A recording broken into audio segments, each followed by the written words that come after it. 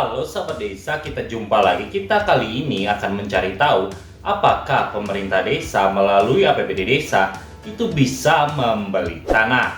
Namun sebelum lanjut videonya, alangkah baiknya kamu klik subscribe dulu sekaligus dengan like-nya. Dan jika dirasa video ini bermanfaat, silahkan share lewat media sosial kamu. Juga tonton videonya sampai habis.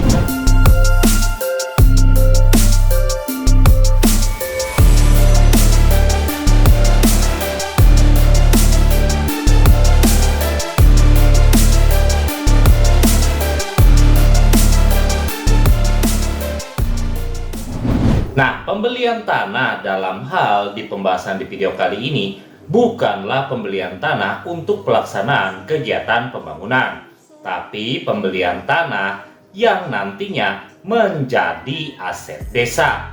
Nah, kita akan mencari tahu apakah dalam hal APBD desa mengakomodir untuk pembelian tanah yang menjadi aset desa. Untuk itu yang pertama, kita melihat apa yang diamanatkan di Peraturan Menteri Dalam Negeri Republik Indonesia Nomor 20 Tahun 2018 tentang pengelolaan keuangan desa. Memang jika kita melihat di Permendagri 20 Tahun 2018 untuk jenis belanja desa itu terbagi dalam beberapa. Hal itu ada disampaikan di pasal 19 ini. Jenis belanja desa itu adalah belanja pegawai, belanja barang dan jasa, belanja modal, dan belanja tak terduga. Nah, jika kita melihat apa itu maksud dengan belanja modal, masih diuraikan lebih lanjut dalam Peraturan Menteri Dalam Negeri Republik Indonesia Nomor 20 Tahun 2018. Ada dikatakan yang termasuk dengan belanja modal adalah bagaimana yang disampaikan pasal 22 ini, bahwa belanja modal digunakan untuk pengeluaran pengadaan barang yang nilai manfaatnya lebih dari 12 bulan dan menambah aset. Nah, di ayat 2, pengadaan barang itu digunakan untuk kegiatan penyelenggaraan kewenangan desa. Jadi, jika kita melihat bahwa belanja modal yang digunakan oleh pemerintah desa untuk penambahan aset desa adalah untuk barang, bukan untuk membeli termasuk tanah.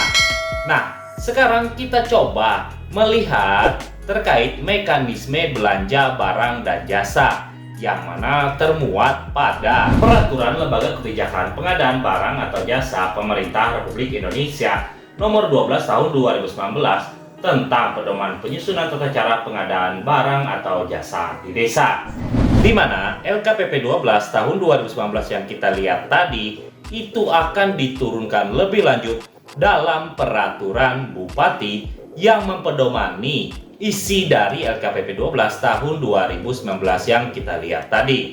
Hal itu ada disampaikan di pasal 4 ini. Ada dikatakan mulai dari ayat 3, tata cara pengadaan yang merupakan pelaksanaan kewenangan desa dan pembiayaannya bersumber dari APBD desa diatur dalam peraturan bupati atau wali kota. Dan di ayat 4 ada dikatakan peraturan bupati atau wali kotanya disusun dengan berpedoman pada peraturan lembaga ini dengan memperhatikan kondisi sosial budaya masyarakat setempat, yang artinya peraturan bupati atau wali kota turunan dari LKPP 12 tahun 2019 yang kita lihat tadi tidak bisa bertentangan dengan LKPP 12 tahun 2019.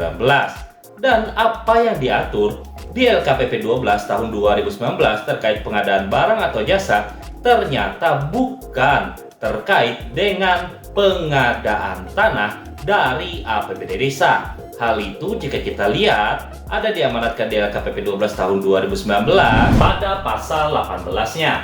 Ada dikatakan pengadaan sebagaimana diatur dalam peraturan lembaga ini tidak termasuk pengadaan tanah untuk keperluan desa, yang artinya bahwa peraturan bupati atau wali kota turunan dari LKPP 12 tahun 2019 juga sama, yaitu bukan mengatur pengadaan tanah.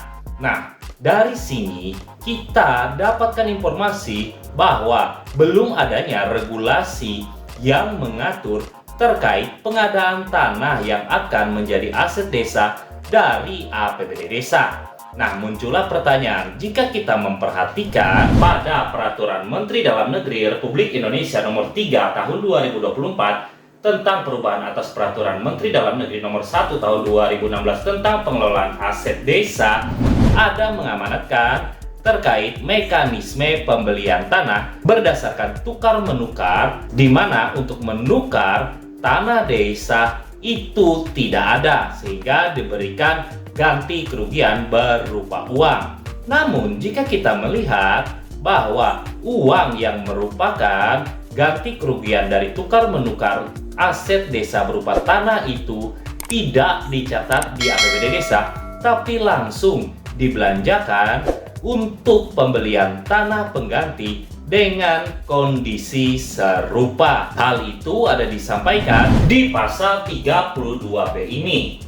Ada dikatakan di ayat 1, ganti kerugian berupa uang digunakan pemerintah desa untuk membeli tanah pengganti yang senilai. Jadi bukanlah pemerintah desa ketika tukar-menukar dan ganti kerugian dari tanah aset desa, maka uang ganti kerugian itu tidak tercatat di APBD desa. Namun pemerintah desa langsung membelanjakannya untuk pembelian tanah pengganti dengan prosedur yang diatur di Permendagri 3 tahun 2024 yang kita lihat tadi. Jadi dari sini dapat kita simpulkan bahwa belum adanya aturan yang bisa mengakomodir terkait tindakan dalam hal pengelolaan keuangan desa dan belanja barang dan jasa dalam hal pemerintah desa membeli tanah yang dijadikan sebagai aset desa. Mungkin sekian dulu video kita kali ini. Terima kasih sudah menonton dan sampai jumpa lagi.